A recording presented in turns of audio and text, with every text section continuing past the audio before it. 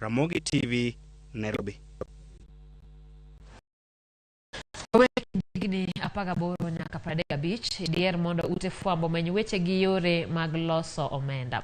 Maen kalore kod nonro mano tim gi kambi mar infrotrak ewi kaka rowere tiyo gi weche manyien. Lipot no oyango ni Citizen TV ema pod okawo namba kaka TV ma ji ohero e kind rowere, ka Nonro TV kod Ramogi TV ema rowere ohero moloyo e kind tesende malendo kod dho oganda ma pacho ka.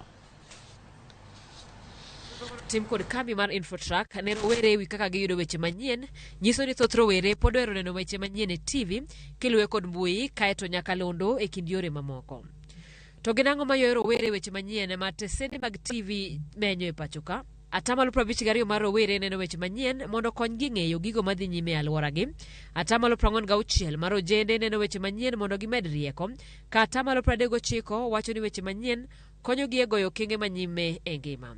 Nonro bedo yango ni atamalo 28 mar rowere neno weche manyien mondo konygi e ritruok. Thoth rowere dwaro mondo ute fwambo ket chenro mapuonjogi yore mag yuto, kungo kod keto mwandu e kind mamoko. E kindeno Citizen TV ema pod wiko e kind rowere kod atamalo 72 kiluwe kod NTV e atamalo 36. TV malendo gi dho Kikuyu Nonro TV kod mar dholuo Ramogi TV e bwo kambi mar All Media Services emoherie moloyo kod rowere mane ogwel pachgi e nonroni.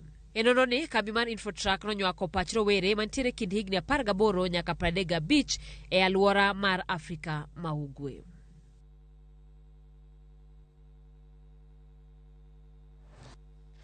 Ramogi gi kanyo wadwaro mondo wakaw yweyo mokwongo e chenro mar Migago. Kik idhi mabor, pod waduogo gi weche mathoth.